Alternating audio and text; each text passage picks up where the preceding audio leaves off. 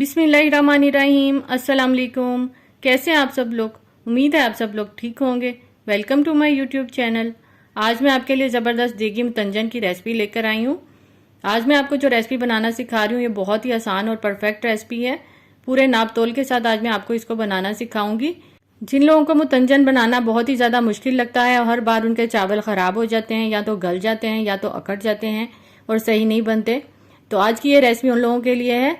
बिल्कुल perfect recipe आपकी भी बनकर इसी तरीके से तैयार होगी। और इस रेसिपी की सबसे खास बात यह है कि आज मैं आपको चाशनी के बगैर ये मुतंजन बनाना सिखा रही हूँ। तो चलें टाइम वेस्ट किए बगैर इस मुतंजन को बनाना स्टार्ट करते हैं। मुतंजन बनाने के लिए यहाँ पर मैंने लिए हैं सेला राइस। इसके साथ अगर आप जर्दा या मुतंजन बनाएंगे तो बहुत ही ज़्यादा ज़बरदस्त बनेगा।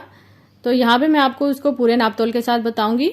ये मैंने लिया है मयरिंग कप, ये 1 कप का मयरिंग कप है।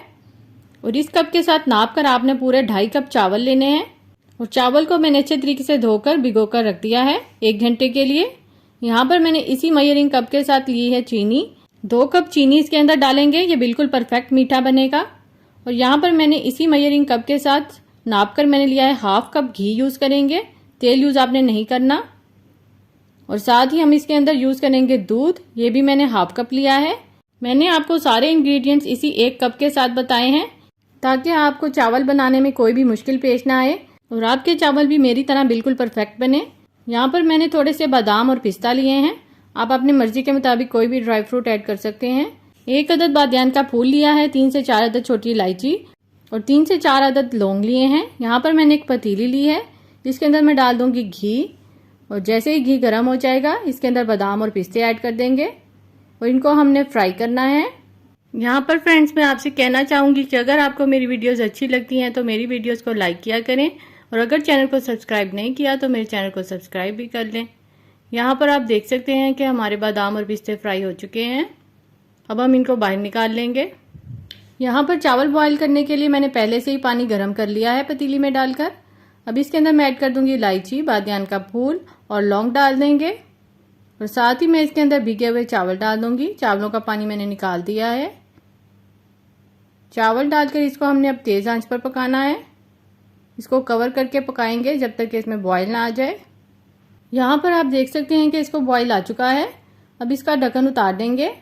एक बात आपने हमेशा याद रखनी है कि जब भी आपने चावलों को बॉयल करना है तो इनको आपने तेज़ आंच पर ही करना है। लो फ्लेम पर चावलों को बॉयल नहीं करते, वरना ये अपने अंदर पानी को सोख कर लेते हैं। यहाँ पर हम इसको तेज़ आंच पर ही पकाएंगे। 4 से 5 मिनट हो चुके हैं और यहाँ पर मैं आपको दिखाती हूँ कि चावल बिल्कुल हमारे पक चुके हैं। इनको हमने 100% कुक करना है, कोई भी इसमें कन्नी नहीं छोड़नी हमने। अक्सर लोग मुतंजन या जर्दा बनाने के लिए एक कन्नी छोड़ देते हैं और यही वो गलती करते हैं जिसकी वजह से चावल अकड़ जाते हैं। चावल का पानी मैंने निकाल दिया था और इसमें से मैंने 3 प्याली में थोड़े थोड़े चावल लिए हैं। यहाँ पर मैंने 3 कलर लिए हैं, येलो, रेड और ग्रीन। और ये तीनों कलर हम तीनों प्याली में डाल देंगे और इन चावलों को अच्छे से मिक्स कर लेंगे। यहाँ पर मैंने सारे चावल अच्छे से मिक्स कर लिए हैं।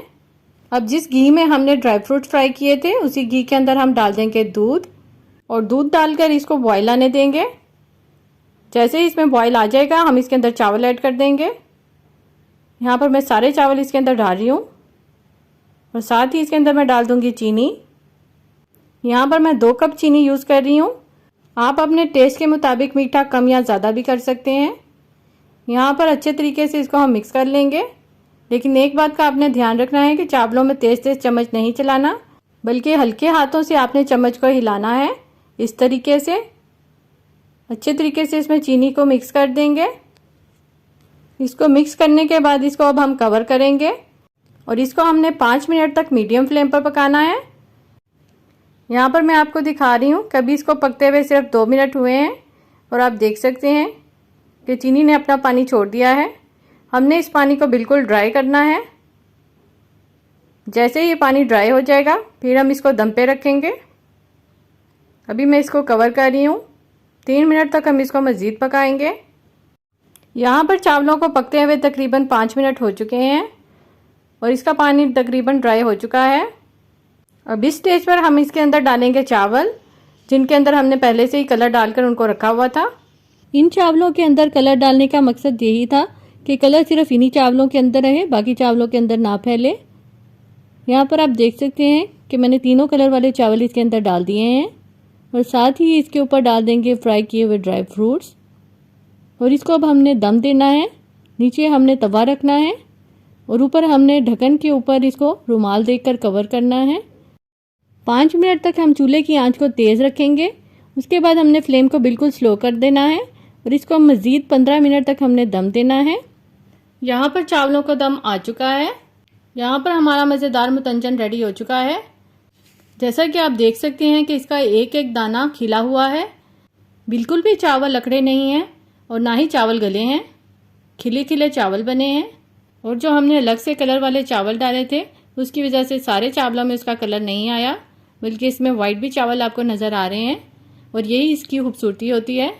यहाँ पर मैं आपको दिखा रही हूँ कि एक एक दाना इसका अलहदा है खिला हुआ। बहुत ही मज़े का ये मुतंजन बनकर रेडी होता है। अगर आप भी मेरी तरह परफेक्ट चावल बनाना चाहते हैं तो आपको मेरी तमाम टिप्स एंड ट्रिक्स को फॉलो करना होगा, तभी आपके चावल मेरी तरह परफेक्ट बनेंगे।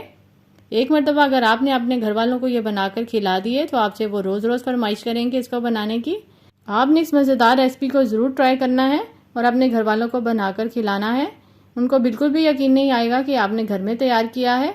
देगी चावलों से कहीं ज़्यादा मज़े का आप ये घर पर खुद से तैयार कर सकते हैं। इंशाल्लाह अब आपसे नेक्स्ट वीडियो में मुलाकात होगी। वीडियो अच्छी लगे तो इसे लाइक करें, शेयर करें और सब्सक्राइब करें। अल्लाह हाफिज़।